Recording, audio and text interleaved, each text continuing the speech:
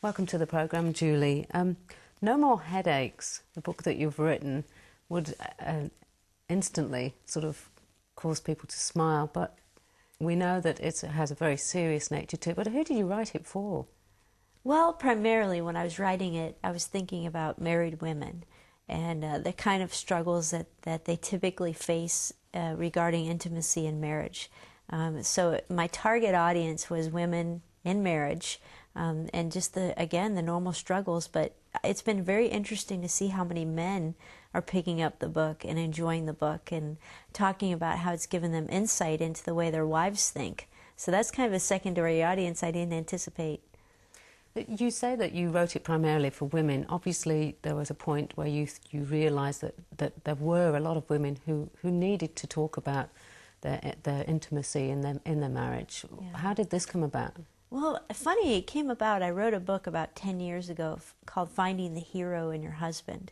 And it was really some of the struggles overall that women face in marriage and some of the challenges.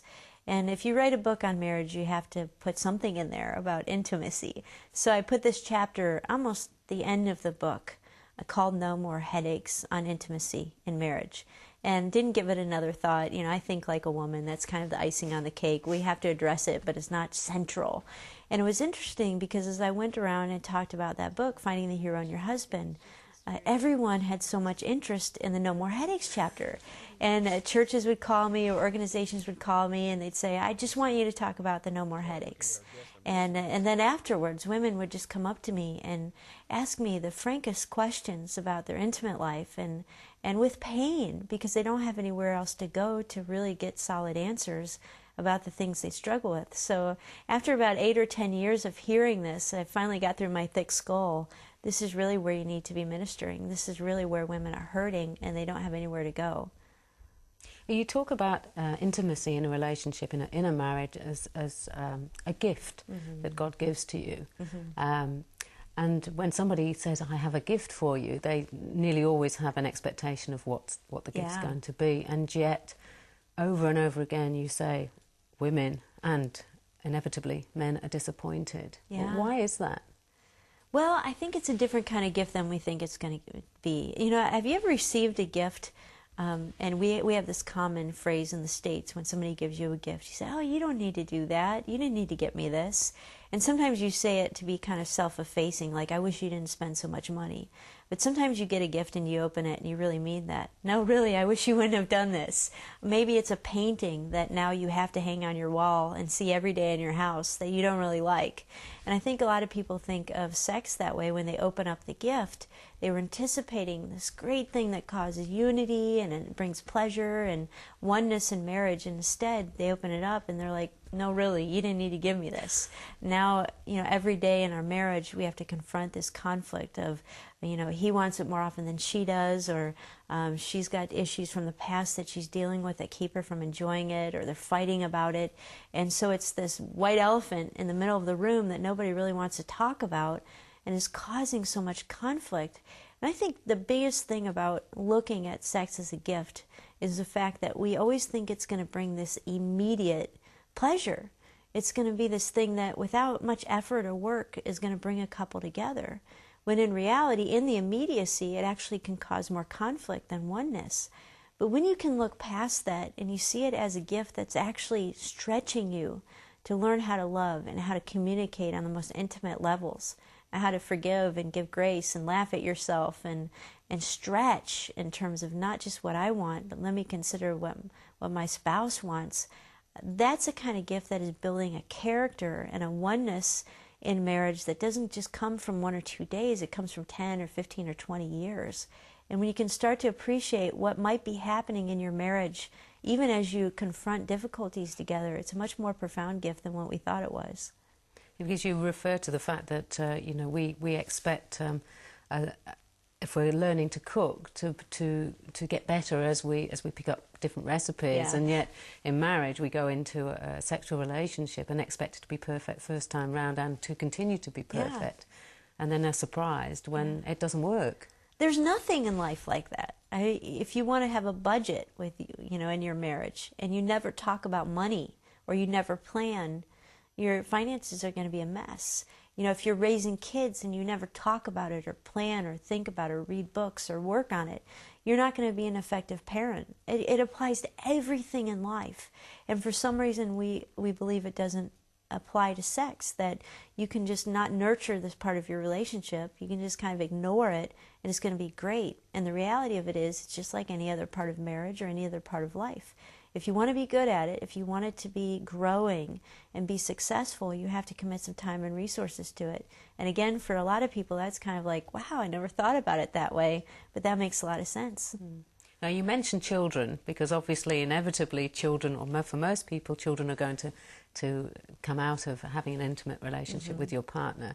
And I really like the fact that you're very un-PC about where children fit into a relationship and how space needs to be developed once children come on the scene. And it's quite refreshing that you actually say there needs to be a line drawn where children are, you know, put in front of the television if necessary, so that mum and dad can have some time, and that actually is a gift for the children as well. Yeah, it is. I don't think we think about that, particularly as a woman. There are times where I feel like my role as a wife is in conflict with my role as a mom. I'm like, what's more important? If I go on a date with my husband or we go for a weekend getaway, that means I'm leaving the kids, and am I compromising myself as a mom? When in reality, I know as a psychologist that one of the greatest gifts I can give my children is a stable marriage.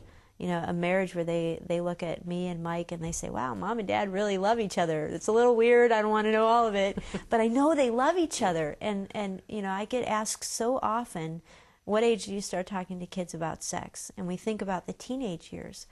But kids as young as 2 and 3 and 5 and 6 are watching their mom and dad, watching, do they hug? Do they spend time together? Do they enjoy each other? Do they show appropriate physical touch? Do they sleep in the same bedroom? That's training them about what healthy sex looks like, in terms of it's within the context of a committed marriage, and it's a wonderful thing to look forward to. And again, I think we miss the boat so often in compartmentalizing. Being a mom is one job and being a wife is another job, when in reality, if you do that well, if you really focus on being a great wife, there's overflow of goodness for our kids to grow up in that environment, to be witnessing that. And yet we're constantly bombarded with material out there in the media that is introducing a sexual relationship to children much younger. Yeah. When, in fact, if we have a good, solid marriage, it's there all the time. Yeah, they're seeing on TV, again, as young as 5 and 6 and 7, sex just being available for whoever, and it being okay for people to just sleep around and, you know, not to value the commitment of marriage. I don't want the media teaching my children about sex. Yeah, I want them to learn it first by growing up in a home when it's in its proper context and they see how God honors that. And then we can start dealing with what the media says. But we can't just say, no, the world's wrong, without providing what is good. You know, what is worth waiting for? You know, we're telling kids to wait without showing them what's worth waiting for. And that's the beauty of a man and a woman committed to each other for life, and enjoying that within the confines of what God created.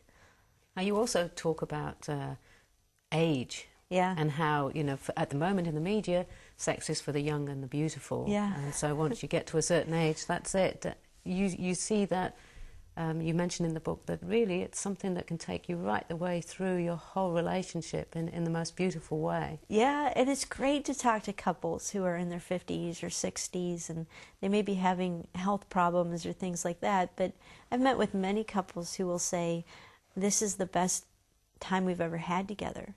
You know, the kids are out of the home, we have each other to enjoy, and we've nurtured this relationship and been through so many hurdles together that even physically we enjoy each other now than we ever did when we were 20 or 30.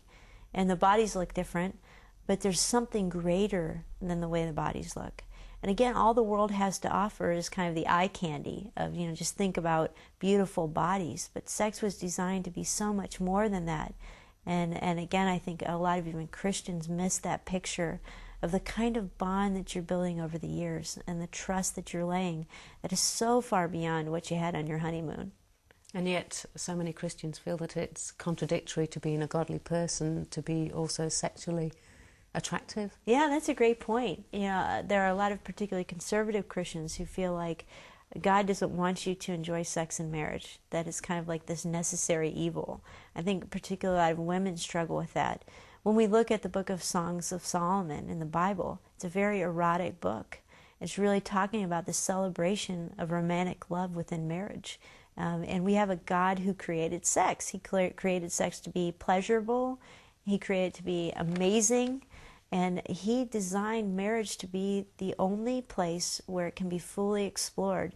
And, you know, part of the message is giving Christian men and women freedom to truly enjoy what God has given them instead of feeling like all the pleasures belong to the world.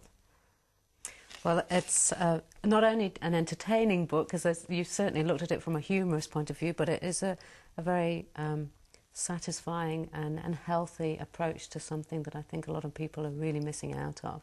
So that's no more headaches, and absolutely fantastic read, even for somebody of my age.